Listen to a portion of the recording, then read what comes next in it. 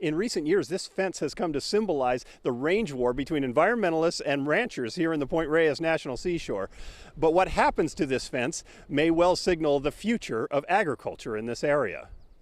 10 days ago, the National Park Service sent out a press release that shocked everyone in the fight over the Tule Elk Reserve at Tomales Point, announcing a proposed change to the general plan. Quote, the proposed action would include removal of the Tule elk fence and temporary water systems installed during the most recent drought. It seems no one on either side saw this coming.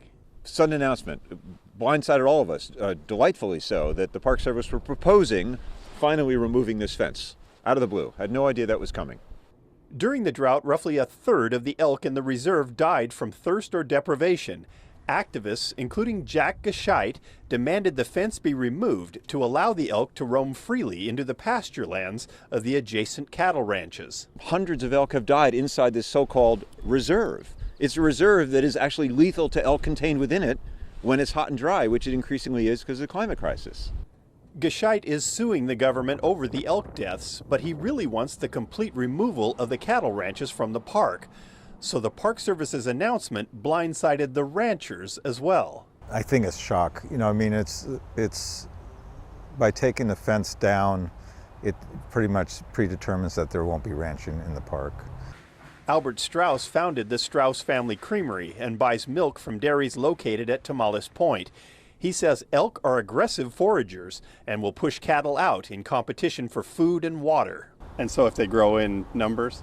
And if they grow in numbers, it's going to just make it impossible to farm out in the park. Both men acknowledge that removing the fence would have an impact on the ranches, but the activists think they have no business being there in the first place. The ranchers feel they're being demonized for operating farms that have existed for more than 150 years. The concern is whether the elk fence proposal is a signal that the government wants that to end. It'll be the end of farming in Point Reyes. It's the first necessary step. So great, but there are more steps necessary before this thing actually comes down.